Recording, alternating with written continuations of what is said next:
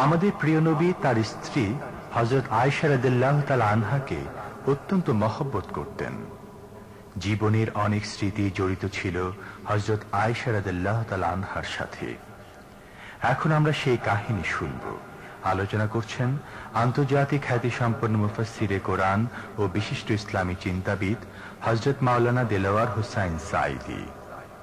শব্দগ্রহণে Mahsin sound system, প্রযোজনায় CHP, পরিবেশনায় স্পন্দন audio visual centre, Dhaka. হযরত আয়েশাকে দেখেছেন, হযরত আয়েশা সিদ্দিকা রাদিয়াল্লাহু তাআলা আনহা আমাদের মা, তার কত বড় অবদান।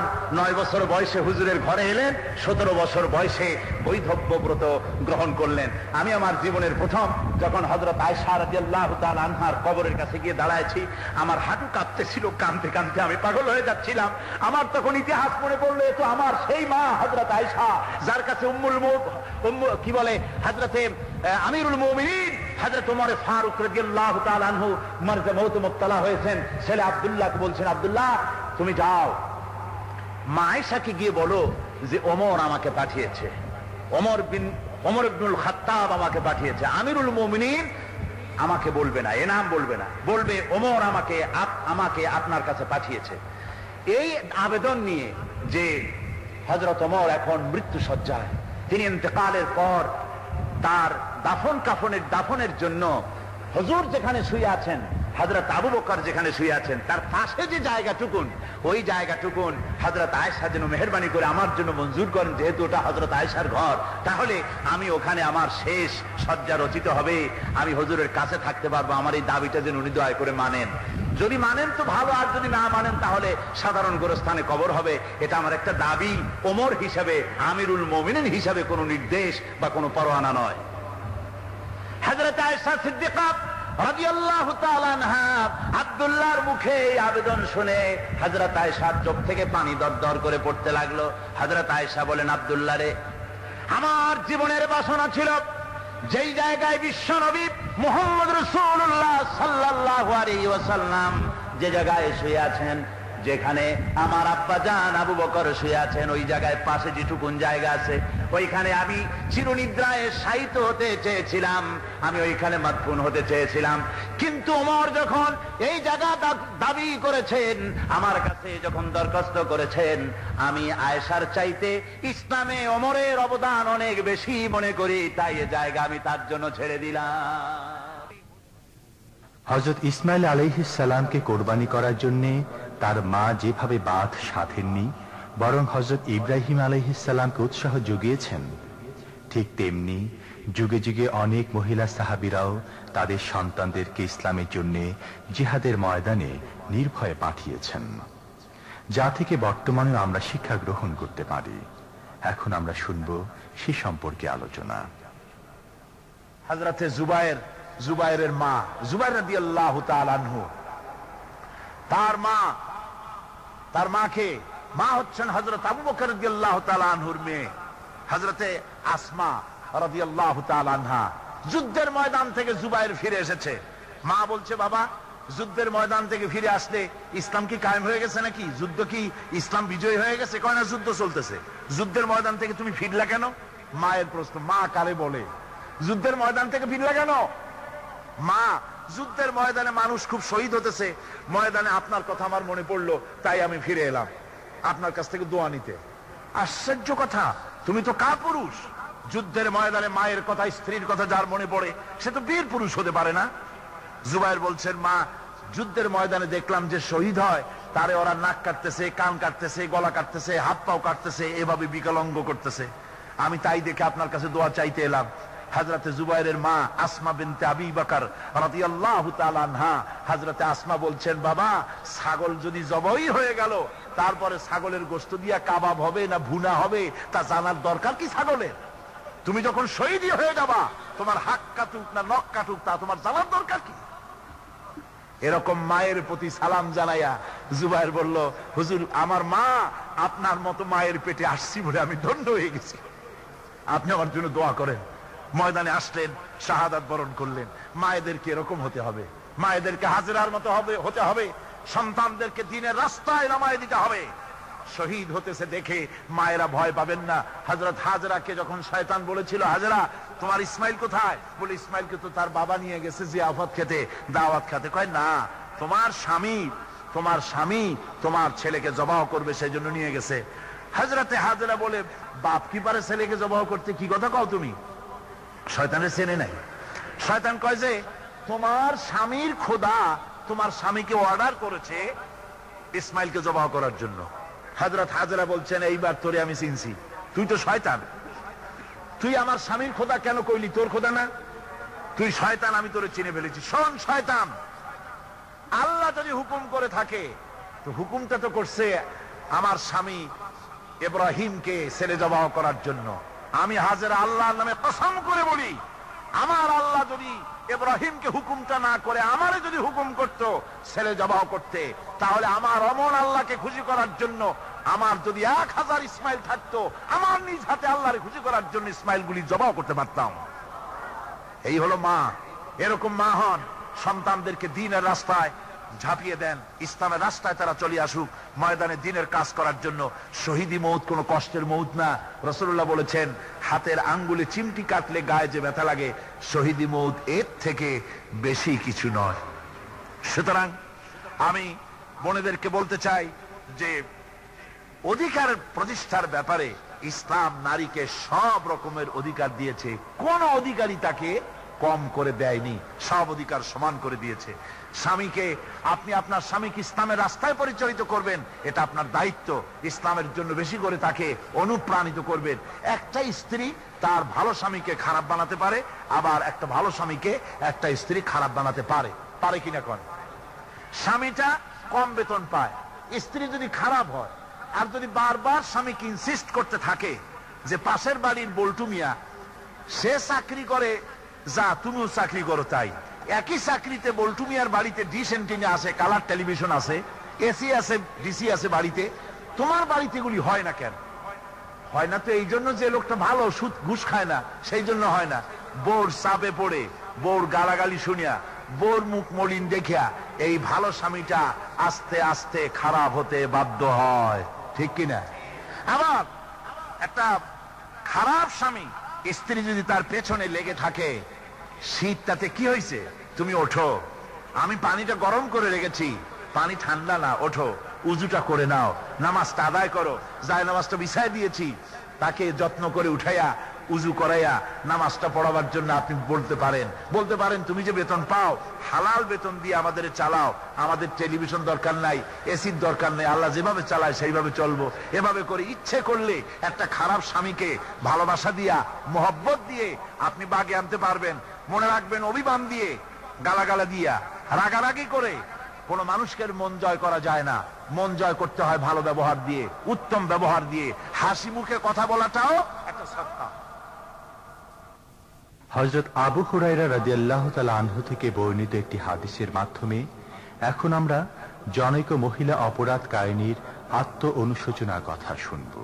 হযরত আবু হুরায়রা রাদিয়াল্লাহু তাআলা আনহু তিনি বলছেন যে আমি এশার নামাজ পড়ে মসজিদে নববী থেকে এশার নামাজ পড়ে ঘরে আসতেছিলাম। ঘরে আসার সময় দেখি আমার দরজার কাছে একজন মহিলা দাঁড়ান। সে আমাকে সালাম বলল, আমি তাকে তার সালামের জবাব দিয়ে ঘরের মধ্যে প্রবেশ করলাম। কিছুক্ষণ পরে মহিলা দরজার নক করলেন। আমি দরজা খুলে জিজ্ঞেস করলাম, কি চাও? তিনি বললেন যে আমি শয়তানের ওয়াসওয়াসায় পড়ে জিনা করেছি এবং এই জিনা করার পর আমি গর্ভবতী হয়েছি, এরপরে একটা সন্তান হয়েছে, আমি সেই সন্তানকেও মেরে ফেলে দিয়েছি। এখন আমার বাঁচার পথ কি? আমার এখন এই গুনাহ মাফ হওয়ার পথ কি? হযরত আবু হুরায়রা রাদিয়াল্লাহু তাআলা আনহু বলছেন যে অসম্ভব, তোমার এই গুনাহ মাফ হবে না। মহিলা তখন যাওয়ার সময় কাঁদতে কাঁদতে কপালে আঘাত করতে করতে যাচ্ছিল, যে আহারে শরীরের এই রূপ, এই যৌবন, এই সৌন্দর্য কি তৈরি হয়েছিল জাহান্নামের আগুনে জ্বলার জন্য? এইভাবে করে চিৎকার দিতে দিতে মহিলা যাচ্ছিল। হযরত আবু হুরায়রা বলেন, আমি সকালবেলায় আল্লাহ রাসূলের সঙ্গে ফজরের নামাজ আদায় করে আল্লাহ নবীকে ঘটনা শোনালাম। বললাম, হে রাসূল, আমি তো মহিলাকে এইরকম জবাব দিয়েছি। হযরত আবু হুরায়রা দৌড়ে গেলেন, বললেন, আমি ছুটতে লাগলাম, এমন ভুল আমি কথা বলেছি।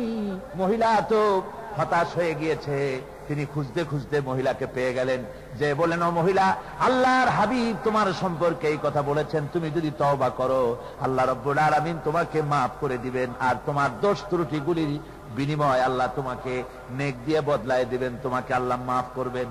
মহিলা শোনা মাত্র আল্লাহু আকবার বলে চিৎকার মেরে সিজদায় পড়ে গেলেন। তিনি প্রাণ ভরে কাঁদলেন আর বললেন, আল্লাহ তোমার দরবারে শুকরিয়া আদায় করি যে আমার মতো গুনাহগারের জন্য তুমি যে তওবার দরজা খোলা রেখেছো। তিনি তার নিজের দাসীকে এবং তার বাচ্চাকে, কৃত দাসীকে আল্লাহ শকরার্থে মুক্ত করে দিলেন। আমার ভাইয়েরা, এভাবে করে যারা নাকি আল্লাহর দরবারে যারা এভাবে মাপ চায়, আল্লাহ পাক তাদেরকে মাফ করে দিবেন। তওবা করার জন্য রব্বুল আলামিন পথ খুলে রেখে দিয়েছেন।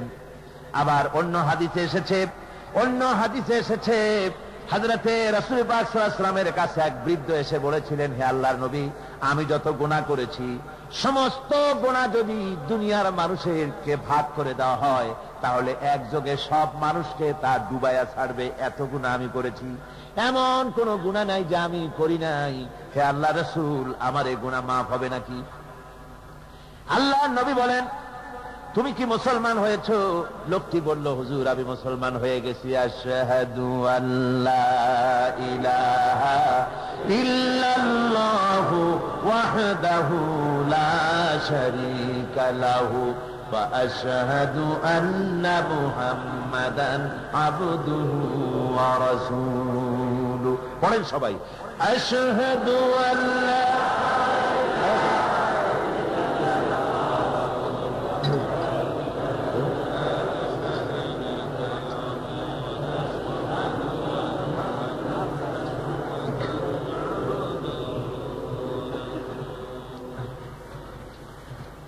ওই লোকটি যখন কলেমা পড়লেন, বললেন আমি মুসলমান হয়েছি।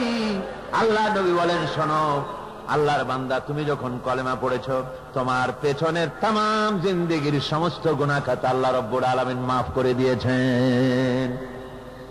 শুধু মাফ করেন নাই, আরো কি করেছেন? ওয়ায়ুবাদদিলুল্লাহু সাইয়্যাতিহিম হাসানাত। দোষ ত্রুটি তোমার যা আছে, যে ব্যক্তি তওবা করে আল্লাহর পথে চলে, নেক আমল করে, পেছনের জীবনের দোষ ত্রুটি যা করেছেন সবগুলির বদলে আল্লাহ রব্বুল আলামিন নেকি লিখে দিবেন। জোরে বলেন সুবহানাল্লাহ। তার মানে কি?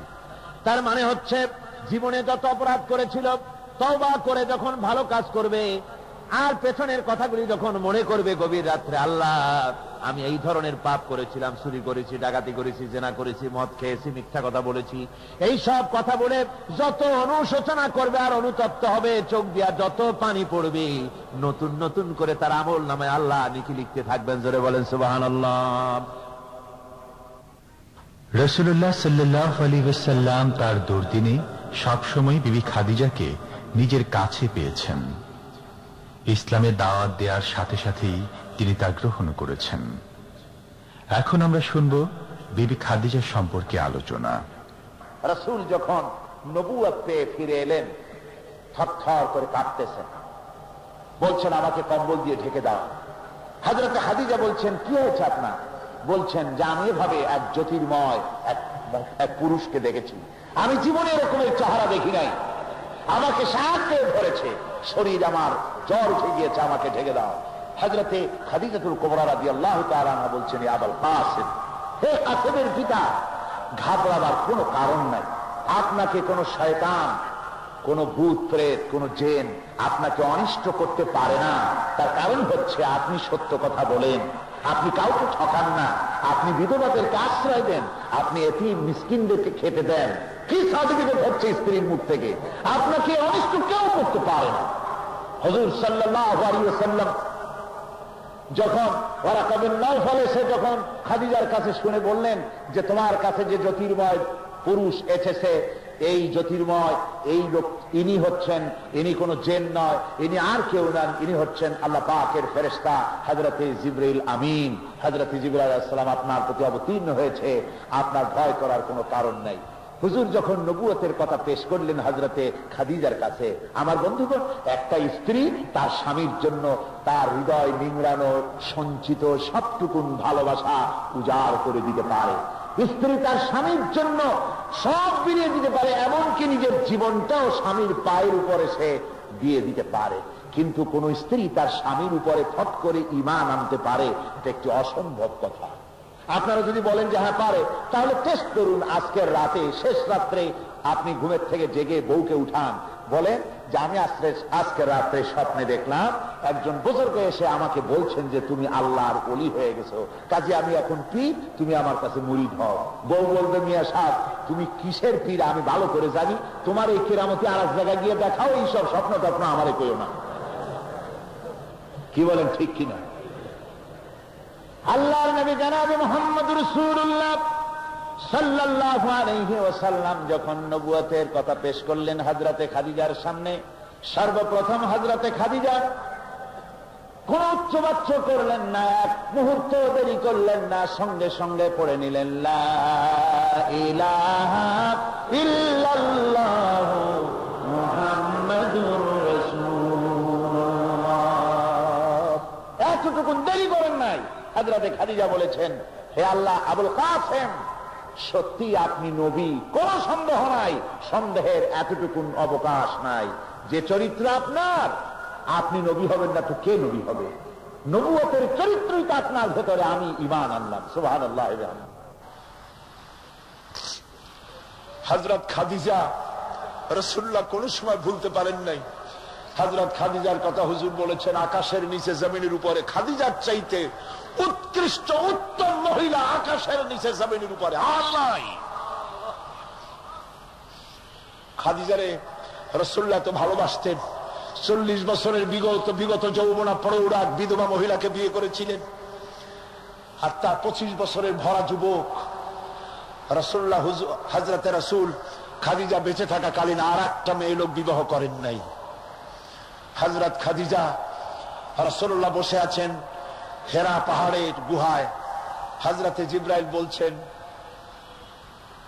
ইয়া রাসূলুল্লাহ, আমি দেখতে পাচ্ছি খাদিজা আসতেছে। আমি হেরা পাহাড়ে উঠেছি, খুব কষ্ট হয়েছে আমার উঠতে। হেরা পাহাড়ে উঠতে খুব কষ্ট হয়েছে, অনেক উঁচা পাহাড়। যে গুহায় রাসূলুল্লাহ ওহী নাযিল করেছেন, ওই গুহার ভিতরে ঢুকে আমার কিন্তু রাসূলুল্লাহর কথা মনে আসা স্বাভাবিক ছিল, কিন্তু তা আসে নাই।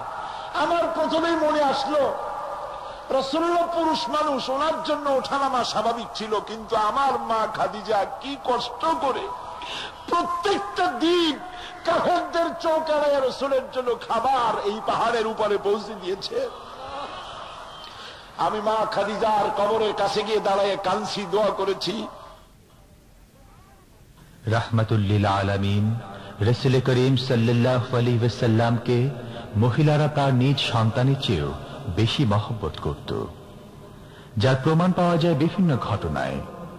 উহুদের ময়দানের এমনই এক কাহিনী এখন আমাদের বলছেন বিশিষ্ট ইসলামী চিন্তাবিদ হযরত মাওলানা দেলোয়ার হোসাইন সাঈদী। খবর ছড়িয়ে গেল নবীজি শহীদ হয়ে গিয়েছেন, খবর ছড়িয়ে গেল চতুর্দিকে, মদিনায় খবর ছড়িয়ে গেল। মানুষ পাগলের মতো দৌড়ানো শুরু করে দিল। এক মেয়ে লোক দৌড়াচ্ছে উহুদের দিকে, কয়েকজন সাহাবীর সঙ্গে দেখা। তারা জিজ্ঞেস করলেন, দৌড়াও কেন? মহিলা, যাও কই? কয় উহুদের দিকে যেতেছি। কয় যায় তো কোনো লাভ নাই, যেহেতু তোমার যে স্বামী এসেছিলেন জিহাদের ময়দানে তিনি তো শহীদ হয়ে গেছেন। মহিলা বলতেছে, কে শহীদ হয়েছে শুনতে চাই না, আগে বলো নবীজি কেমন আছে। আবার কিছুক্ষণ পর আর কয়েকজনের সঙ্গে দেখা। তারা বলছে, মেয়ে লোক দৌড়াও কই? যাচ্ছি উহুদের দিকে। তারা বলছেন যে কোনো লাভ নাই, তোমার যে দুইটা কলিজার টুকরা সন্তান উহুদে এসেছিল দুটোই শহীদ হয়ে গেছে। মা বলতেছে, ও সাহাবী, কে শহীদ হয়েছে শুনতে চাই না, তাড়াতাড়ি করে বলো আল্লাহর নবী মুহাম্মদ রাসূলুল্লাহ সাল্লাল্লাহু আলাইহি ওয়াসাল্লাম কেমন আছেন। দৌড়াতে দৌড়াতে উহুদের মাঠে সাহাবায়ে কেরাম পরিবেষ্টিত। আল্লাহর নবীর কাছে গিয়ে হুজুরের জীবিত চেহারা মোবারকের দিকে তাকায়া মেয়ে লোকটি কাঁদতেছে আর বলতেছে, ইয়া রাসূলুল্লাহ, আমার স্বামী মরা সুখ, আমার কলিজার টুকরা দুইটা সন্তান মরা সুখ আমার কলিজা থেকে মুছে গেছে। আপনি বেঁচে আছেন, তামাম মুসলমানদের এর চাইতে বড় সান্ত্বনা আর নাই।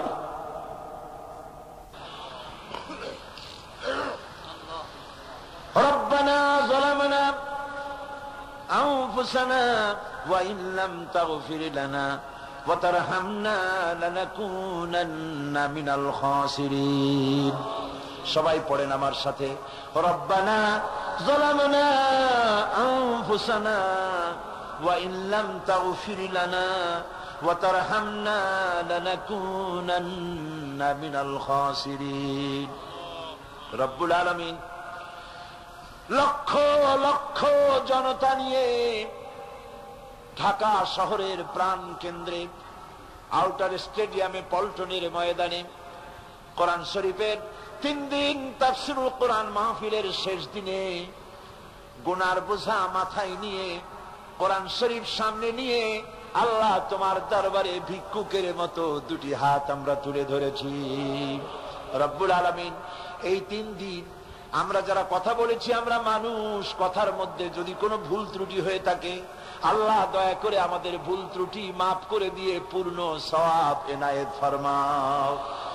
রব্বুল আলামিন তুমি দয়া করে এই 3 দিনের মাহফিলে যত সওয়াব দান করবা মেহেরবানি করে তা হাদিয়া স্বরূপ আমাদের বিশ্বনবী, কিয়ামতে আমাদের সুপারিশকারী, আমাদের প্রিয় নবী রাহমাতুল লিল আলামিন জনাবে মুহাম্মদ রাসূলুল্লাহ সাল্লাল্লাহু আলাইহি ওয়াসাল্লামের রূহ মুবারকে পৌঁছায়া দাও।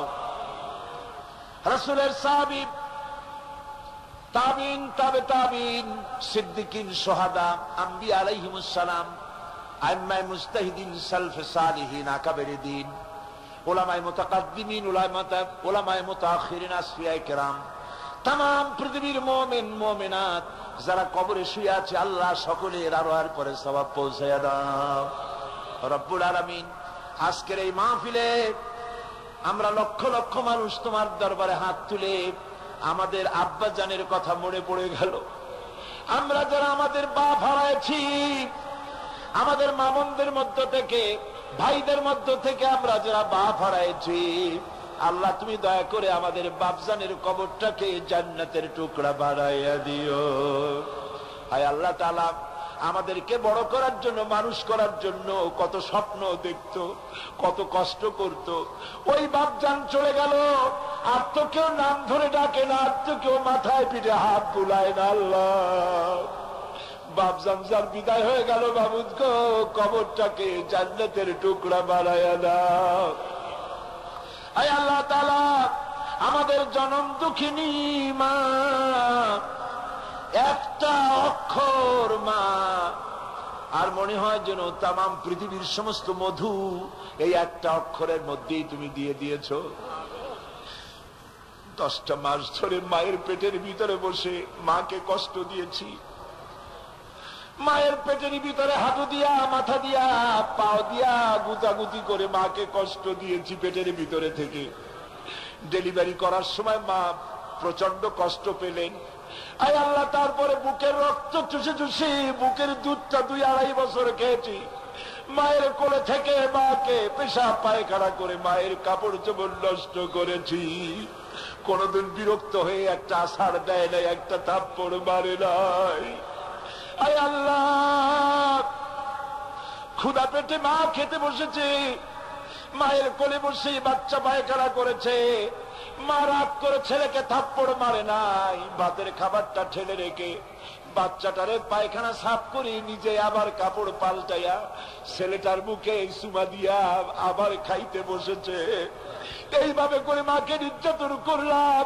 ওই মা যাদের বিদায় হয়ে গেছে, আল্লাহ মায়ের কবর জান্নাতের টুকরা বানাইয়া দাও। রব্বির হামহুমা কামা রব্বায়ানি সগীরা। সবাই বলেন আমার সাথে, রব্বির হামহুমা কামা রব্বায়ানি সগীরা। আয় আল্লাহ আমাদের মা বাপ যাদের বেঁচে আছে সুস্থ রাখো, ভালো রাখো, ইমানের সাথে রাখো, ইজ্জতের সাথে রাখো। আয় আল্লাহ মায়ের ঋণ তো কিছুতেই শোধ করতে পারবো না, আমরা যদি আমাদের বুকের চামড়া দিয়া মায়ের পায়ের একজোড়া জুতা তৈরি করে দেই, মায়ের এক ফোঁটা দুধের হক তো আদায় হবে না। আল্লাহ, মা যাদের মরে গেছে ওরাই বসে কি হারাইছে। আল্লাহ আমাদের মা যাদের বেঁচে আছে ভালো রাখো, সুস্থ রাখো। আপনারা দোয়া করেন আমার মাও সুস্থ।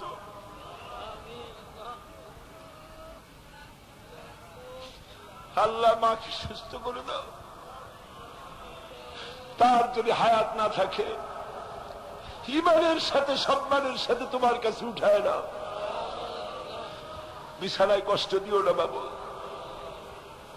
আমার ভাইরা, আমাদের দাদা দাদি নানা নানি আত্মীয় স্বজন যারা মারা গেছে, যারা কবরে শুয়ে আছে, আজিমপুর গোরস্থান, বনানী গোরস্থান, এই বড় শরাব শহরের ভিতরে ওগুলো, ওইটা হচ্ছে নীরব শহর, নীরব নগর।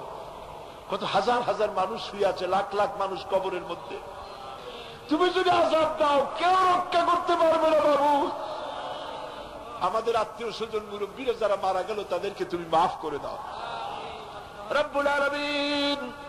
এই মাহফিলের ভিতরে চোর থাকতে পারে, ডাকাত থাকতে পারে, জিনাকার থাকতে পারে, মদখোর থাকতে পারে, আবার এই মাহফিলের ভিতরে তোমার ওলিরাও থাকতে পারে রব্বুল আলামিন। আলেম ওলামা পীর বুজুর্গ মাহফিলে আছেন, মাসুম বেগুনা বাচ্চারাও আছে। আমরা জানি ধান বিক্রি করার সময় ধানের ভিতরে চিটাগুলিও বিক্রি হয়ে যায়, ভালো ভালো তরকারির সঙ্গে পোকা তরকারিগুলিও বিক্রি হয়ে যায়। রব্বুল আলামিন, আজকের ভালো ভালো লোকগুলির সঙ্গে আমাদের মতো গুনাহগার লোকগুলিও তুমি চালাইয়া নাও রব্বুল আলামিন। তোমার আরশে আজিম থেকে পল্টনের ময়দানের দিকে একটু রহমতের নজরে তাকাও। ভাইরা কাঁদবেন, কাঁদবেন, আল্লাহ তোমার রহমতের নজর দিয়ে তাকাও। পল্টনের মাঠের দিকে তাকাও রব্বুল আলামিন। পল্টনের লক্ষ লক্ষ জনতার কান্নার আওয়াজ মদিনায় পৌঁছাইয়া দাও। আয় আল্লাহ তাআলা, এইভাবে যদি আমরা মায়ের কাছে দাঁড়াইয়া মা মা বলে যদি কাঁদতাম, এমন নিষ্ঠুর মা নাই যে কোলে না নিয়ে পারে। সারাদিন দুষ্টামি করার পর যদি মায়ের কাছে গিয়া ভয়তে সারাদিন বাইরে থেকে সারাদিন দুষ্টামি করেছে, ঘরে আসে নাই, শেষ বেলায় ঘরের কাছে গিয়া মা বলে যখন একটা ডাক দেয়, মা তখন আসলের সাথে জড়াইয়া বলে, ছেলে কোথায় গেছিলি এতক্ষণ, সারাদিন কোথায় ছিলি? হায় আল্লাহ, মায়ের চাইতে লক্ষ গুণে মায়া তোমার বেশি। সারা জীবন নাফরমানি করে বেড়াইছি, এবার আমরা গুনাহ মাপ চাইতেছি। আল্লাহ তুমি বলেছো দুনিয়া আস্তাজিব লাকুম, আমারে ডাকো আমি ডাকের সাড়া দেব। আল্লাহ আমরা তো আমাদের দায়িত্ব পালন করলাম, এখন তুমি তোমার দায়িত্ব পালন করো। আল্লাহ আল্লাহ তোমার নাম রহমান রহিম, তুমি কি কান্নাগুলি শুনবে না? ভাইরা, কয়েক সেকেন্ডের জন্য আমি ছেড়ে দিলাম আপনাদের জন্য। মাথা নিচু করেন, চক্ষু বন্ধ করেন, মাথা নিচু করেন, চক্ষু বন্ধ করেন, সকলে কান্দেন। যার যার নিজের কথা আল্লাহরে কন, যার যার মনের কথা আল্লাহরে বলেন, দোয়া কবুল হবেই হবে ইনশাআল্লাহ। হে আল্লাহ, মা বোনেরা বহু কষ্ট করে এই মা বেলে এসেছে, মা বোনদের তুমি কবুল করো আল্লাহ। মা বোনদের রোগ ব্যাধিকে ভালো করে দাও, স্বামী স্ত্রীর মধ্যে মিল মহব্বত বাড়ায় দাও, পর্দায় থাকার তৌফিক দাও, নিঃসন্তানীকে সন্তান দাও আল্লাহ। মা বোনদের উপরে খাস রহমত নাজিল করো আল্লাহ। বাংলাদেশের যুবকগুলিকে নষ্ট করে ফেলা হচ্ছে, সংস্কৃতি দিয়ে আল্লাহ দেশের যুবকদের যুবতীদের শেষ করে বেলাইলো বাবু। আল্লাহ বাংলাদেশের মুসলমানদের ছেলে মেয়েদের ঈমান হেফাজত করো বাবু। আল্লাহ এই সরকারকে এই কথা বোঝার তৌফিক দাও যে কোরআন সুন্নাহ ছাড়া শান্তি হবে না। আজকের মাহফিলে যত রাজনৈতিক দলের নেতা কর্মীরা আসছে সকলকে এই কথা বোঝার তৌফিক দাও যে কোরআন সুন্নাহ ছাড়া শান্তি হবে না। আল্লাহ দয়া করে তা বোঝার তৌফিক দাও। আল্লাহ এই মাহফিল করার জন্য মেট্রোপলিটন কমিশন থেকে, সিটি কর্পোরেশন থেকে পারমিশন দিয়েছে। আল্লাহ তুমি তাদের জীবনকে শুদ্ধ করে দাও, কোরআনের হেদায়েত নসিব করে দাও। আল্লাহ আমার দেশের সেনাবাহিনীর উপর তোমার খাস রহমত নাজিল করো, আমার দেশের বিডিআরদের উপর তোমার রহমত নাজিল করো। আমার দেশের পুলিশ রাত দিন 24 ঘন্টা পরিশ্রম করে আল্লাহ, স্বল্প বেতনে এত কষ্ট করে আল্লাহ, তুমি পুলিশ বাহিনীর উপরে তোমার খাস রহমত নাজিল করো। ربنا تقبل منا إنك أنت السميع العليم وتب علينا إنك أنت التواب الرحيم سبحان ربك رب العزة عما يصفون وسلام على المرسلين الحمد لله رب العالمين واجعل آخر كلمة عند الموت لا إله إلا الله محمد رسول الله। السلام عليكم ورحمة الله।